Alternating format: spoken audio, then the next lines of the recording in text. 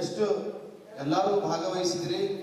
ಅದೇ ರೀತಿಯಾಗಿ ನಿನ್ನೆ ನಮ್ಮ ಚೆನ್ನಮ್ಮಗೋರು ಎಷ್ಟು ರ್ಯಾಲಿಗೆ ಎಷ್ಟು ಮಂದಿ ಬರ್ತಾರೋ ಇಲ್ಲೋ ರಾತ್ರಿ ಬೆಳಗ್ಗೆ ಇಂಟರ್ವ್ಯೂ ಮಾಡ್ಯಾರಲ್ಲತ್ತೇನ ಎಲ್ಲರಿಗೂ ಪಂಚ ಸಿಬಿ ಫೋನ್ ಹಚ್ಚಾರ ಪ್ರತಿಯೊಬ್ಬರಿಗೆ.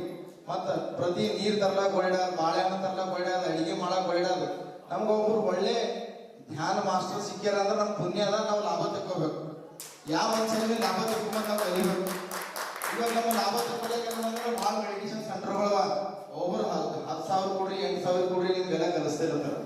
ಅಂದ್ರೆ ನಮಗೆ ಫ್ರೀಯಾಗಿ ಕಲಿಸ್ದಾಗ ಒಬ್ರು ಮಾಸ್ಟರ್ ಸಿಕ್ಕ್ಯಾರ ಅಂದ್ರೆ ನಮ್ಮ ಪುಣ್ಯ ಅದ. ಮತ್ತು ಅದ್ರಾಗ ಅದು ರಾತ್ರಿ ಮಸ್ಕಿನ ಚಳಿ ಇರಲಿ ಮಳೆ ಇರಲಿ, ಅದ್ರ ನಮ್ಮ ಸೂರಜ್ ಮಾಸ್ಟರ್ ಎಷ್ಟೇ ಮಳೆ ಬೀಳಲ್ಲ ಒಂದು ಛತ್ರಿ ಹಚ್ಕೊಂಬೋದು, ಒಂದು ಬ್ಯಾಟ್ರಿ ಹಿಡ್ಕೊಂಬೋದು ಬರ್ತಾರೆ.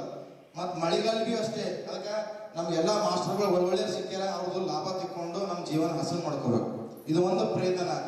ಮತ್ತು ನಾವೇನು ಮಾಡ್ಬೇಕು ಅಂದ್ರೆ ಹಳೇದು ಮಾತಾಡ್ಕೋತ ಹಳೇರು ಆಗ್ಬಿಡೋದು, ಹೊಸರು ಮಾತಾಡ್ಕೋತ ಹೊಸರು ಆಗ್ಬಿಡೋದು. ನಾವೀಗ ಸದ್ಯಕ್ಕೆ ಏನು ಪ್ರೆಸೆಂಟ್ ಇದ್ದೇವೋ ಅದೇ ಮೇನ್.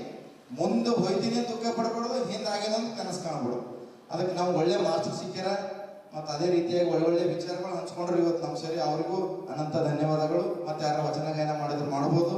ಮತ್ತು ಸುಭಾಷ್ ಪತ್ರಿಜಿ ಅವರು ಬರ್ತ್ಡೇ ವಿಶ್ ತಿಳಿಸ್ಬೋದು. ಕರೆಕ್ಟ್.